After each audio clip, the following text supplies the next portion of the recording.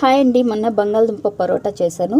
ఒక బంగాళదుంప పక్కన పెట్టుకున్నాను. ఇప్పుడు దీంతో స్మైలీలు చేస్తున్నాను. బంగాళదుంప తొక్క తీసి తురుముకొని ఇందులో కొంచెం కార్న్ఫ్లవర్, ఉప్పు, కారం, మిరియాల పొడి, గరం మసాలా, కొంచెం బొంబాయి రవ్వ కలిపి చపాతీ ముద్దలాగా కలుపుకొని 10-20 నిమిషాలు పక్కన పెట్టుకున్నాను. మళ్ళీ ఇందులో కొంచెం కార్న్ఫ్లవర్ కలిపాను, కొంచెం పిండి లూజ్ అయింటే. ఇప్పుడు బటర్ పేపర్ మీద కార్న్ఫ్లవర్ వేసి చపాతీలాగా రుద్దుకొని ఒక చిన్న డబ్బా కానీ ఒక చిన్న గ్లాస్ ఏదైనా ఉంటే ఇలా రౌండ్గా కట్ చేసుకొని ఇప్పుడు పెన్నుతో ఐస్ పెట్టుకున్నాను. స్పూన్తో మౌత్ రెడీ చేసుకున్నాను.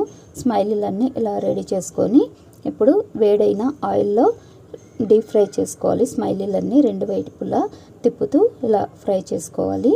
ఇప్పుడు టిష్యూ పేపర్లో స్మైలీలన్నీ తీసి పెట్టుకొని టొమాటో కెచప్తో సర్వ్ చేసుకుంటే స్మైలీలు రెడీ.